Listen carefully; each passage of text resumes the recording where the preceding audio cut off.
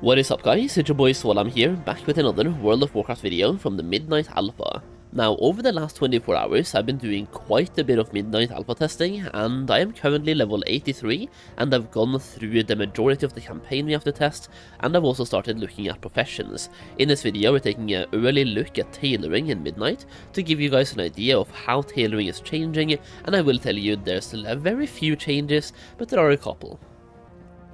Now, one trend Blizzard seems to be following with basically every single profession so far in the Midnight Alpha is that they're trying to simplify the professions to make them easier to understand.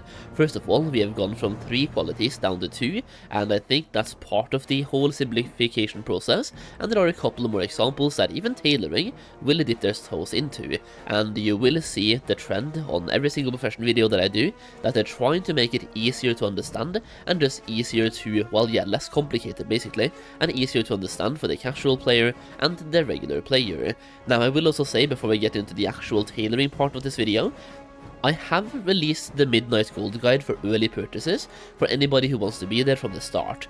At the moment, this is in alpha state, so you will be there from the whole creating process, and the guide itself is already 30 pages long, by the way, this early in alpha. This is a great way to, first of all, get an early look on the guide, be there from the development state, and also get some information while it's really relevant to you. For example, think about investments for Midnight, or even investments for player housing, farming for player housing, and just getting the information you want to have before Midnight comes out. Now, when you buy this guide right now, you're buying the guide itself. So when the guide is finished, you will get that one as well, for free, sent to you by email, and you will get every single edition that I make throughout the alpha and beta stage sent to you as well. It is a one-time purchase, so you're buying the guide, but right now it is in developmental state. But you will also get access to a premium gold making Discord community, early access to videos, exclusive videos, and way more. Check it out through the link down below, it really helps me out, and it will also help you make more gold in the Midnight expansion. Now, with all of that being said, let's take a look at tailoring.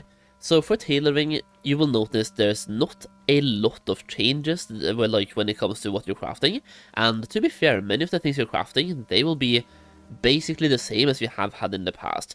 One thing that is coming this time is that we have like a quick explanation of everything for your profession. So anybody who wants to get into it, this is an easy way to just read, understand what's happening. So you have, for example, the Tailor Moxie, Concentration, Knowledge, Quality and Sparks, Ingenuity, Multicraft, Resourcefulness and Skills.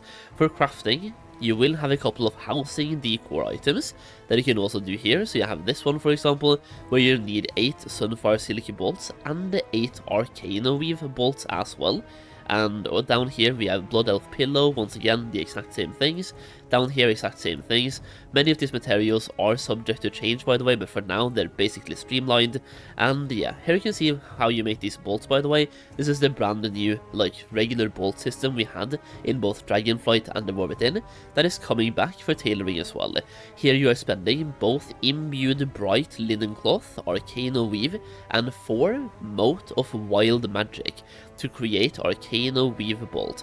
You can see, once again, you start with 10 available crafts, and speccing correctly will make you able to get up to 20 and 30 crafts as well, so you can make a bunch of gold by doing this on a cooldown. Then you have Imbued Bright Linen Cloth, where you take regular Bright Linen Cloth and some Silver Leaf Thread and turn those into Imbued Bright Linen Cloth. You also have the Sunfire Silk Bolt version, so once again 10 crafts available, requires 4 Motes of Light in this case, Sunfire Bolts and Imbued Bright Linen Cloth. Now, for these motes, you cannot really find out exactly how all the methods to get them are just yet, and I will tell you, based on my testing so far, I have not found a single mote of wild magic, but the Mote of Light required for Sunfire Bolt, they are found through Herbalism. So Herbalism will now be very relevant for even crafting tailoring items, and Motes of Light are used for quite a few things. It does say a Mote of Coalesced Light formed from the Light Bloom, but literally just look for any light-infused herbs, and you will get Motes of Light from those herbs. You can also once again make linings, just as you could before, and just a bunch of crafted items. Now, I'm not going to go through all the crafts. What I really want to get into here are the knowledge points. So let's get into that as well then, shall we? Here we can just look at the whole tree and talk about what's happening. So first of all, we have something called Sinidorai Finery. This one right here, gain additional skill when crafting cloth equipment, craft cloth equipment at even higher item levels, learn to craft powerful cloth equipment, and add optional and finishing reagents to improve and empower your crafted equipment. This is your regular like gear crafting tree for anybody here who wants to focus on that, and I will say this right here is not usually my forte when it comes to how to make gold in any expansion, but I did dip my toes into it in the Warcraft, and it's really good if you can set up one character to do this specifically, and then spend some time advertising what crafts you have access to, and which ones you can guarantee at the highest rank, and which ones you can almost guarantee at the highest rank and so on, in trade chat. You really want to focus on getting custom crafting orders or personal crafting orders if you spec this way. But when it comes to gear crafting in the Warcraft, for example, we saw that being relevant throughout the entire expansion. So this right here is a good way to set yourself up to make a bunch of gold at the launch, when everybody wants to have their crafted gear, and every single season after launch as well. Nimble needlework will be more for the specialization crafting, and it will also be where you can empower your cloth armor sets and also make more bolts, like the bolt we just looked at here. If we scroll all the way back up again, like these bolts right here, you can only do 10 crafts at the moment. If you spec into here, you can start doing more crafts. So the main tree here gives you +1 skill when crafting midnight bolts and cloth armor, and over here +5 ingenuity when crafting, learning a subspec, +5 multicraft, +5 resources, learning another subspec, +5 skill, and finally +5 skill once again, and you spend 3% less concentration on these crafts as well. Next up then, you can choose which one to focus on. You have Sunfire down here, then you have Arcano Weaving over here. For Arcano Weaving, you get plus skills when crafting Arcano Weave, and as you can see here, enemies in the Midnight Zones can now drop Arcano Weave as well. So not only will this be relevant when it comes to simply crafting, even farming, this will once again be relevant to spec into this tree if you're farming as a tailor. So literally by learning this, enemies can now drop Arcano Weave, and as you can see, the skill points here only gives you plus skill, so no higher drop chance. And here we go, 5% less concentration, learning to craft Arcano Weave, learning a subspec, +5 skill, +15 resources, and over here, learn to craft Arcano Weave threads. Then we have the bottom one, +1 skill once again per point spent. Further improve your mastery over Arcano Weave and make additional bolts per day. +5 skill, learning to craft bracers, +30 multicraft, and shorten the recovery time after crafting Arcano Weave bolts, so you can get more stacks, so 30 stacks, so 30 charges, and lowering the cooldowns between every single one, making once again even more gold. And the same exact talent tree can be found here as well, so enemies in the Midnight Zones can now drop Sunfire Silk, and more skill points and various like bonuses when crafting. And over here as well, increasing the amount of stacks and lowering the cooldowns for the stacks. Now I will say, if you're a farming character, all you really need to do is have 10 or 20 points spent into this tree. That way you can learn both subspecs. So that way you can learn Arcano Weaving and also Sunfire at the same time. And the reason for that is that once again, the enemies can then drop Sunfire Silk and Arcano Weave. So all you need to have, by the way, is once again 20 points here for farming. That's it. Because this one right here does not require a point to learn, and this one as well does not require a point to learn. So 20 points spent here for farming, you are good. Then we have Fabric Specialist. Over here, increase the amount of cloth you can find in midnight areas, find high quality cloth from humanoids, and increase the effectiveness of multicrafting and resourcefulness for all the recipes. Become more proficient in midnight tailoring. So the main node here is called Fabric Specialist, and this one gives you +1% chance to find more cloth in Midnight Zones for every point spent in the specialization, up to 30 points. That is +30% chance to find cloth, by the way. But you also get some bonuses when you skill through it. +5 skill points, +10 resourcefulness. High quality cloth can now drop in Midnight Zones. Over here, learning another subspec once again. +5 skill, learning a subspec, so the final one. And down here, higher quality cloth drop more often. So you really want to max that out to find a higher quality cloth as well. Instead of getting quality 1, you can now get quality 2 way more often. And for the subspecs, all the way down here, you have otherworldly cloth. gain +1 skill for when crafting any midnight tailoring stuff, and also on learning the specialization, cloth drops more often in the root lands and the void lands. So as you can see here, that is what it does. Over here, +15 multicraft, resourcefulness, ingenuity, skill points, and high quality cloth drop more often in the root lands and the void lands. And going over to the last one, you have basically the same thing, but in Eversong Woods and Solheim, so getting once again cloth more often, and high quality cloth, dropping more often as well, in Eversong Woods and Solheim. I do believe, by the way, the tooltip here is kind of a little bit wrong. I mean, it does say increase the effectiveness of multicrafting and resourcefulness for all recipes, and that's technically not wrong.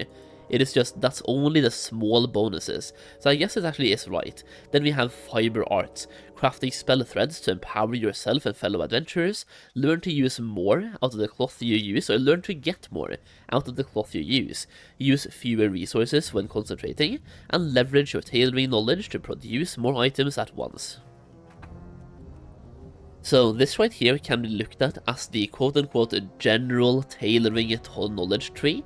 So over here, for example, you can get plus skills for every single point spent in fiber arts. Then you have plus resourcefulness in every single point spent here as well.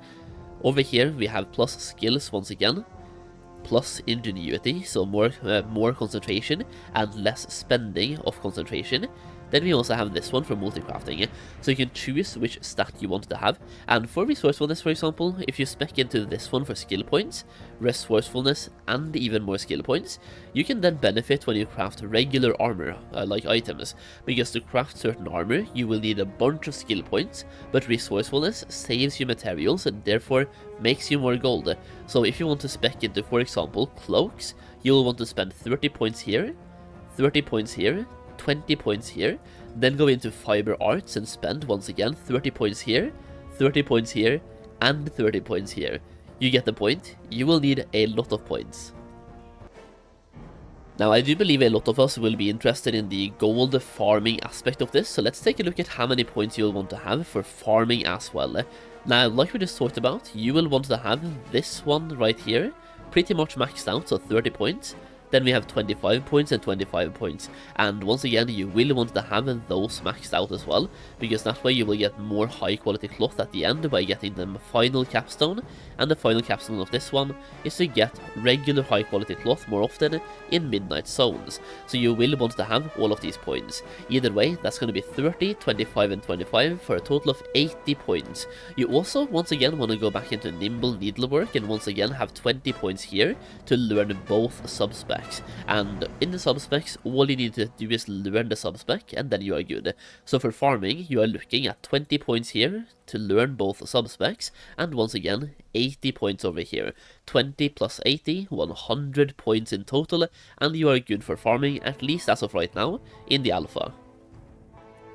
Outside of that, I do want to try to skill up tailoring and get some knowledge points to be able to try out and see like how much this actually does impact your cloth drops, but as of right now there are no cloth dropping in the zones, so I can't even start.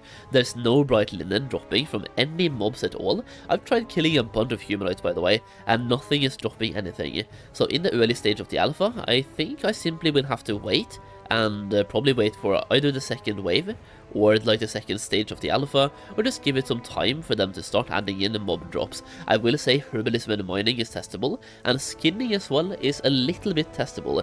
I have found one place with one mob dropping skinning loot, so I can skin that mob over and over again, or like that type of mob, but I tried to pull bats, I can't skin those. I tried to pull bears, I can't skin those, but lynx, like the foxes or tigers, I can skin those. So skinning into leatherworking actually works. Either way, I just wanted to give you guys a quick TLDR and overview of tailoring on the Midnight Alpha, so hopefully this video here ends up being helpful, and I do realize there's not that much professional coverage on the YouTubes, and also nobody asked the developers anything about professions, so I'm just doing whatever I can to give you the information that I can give you.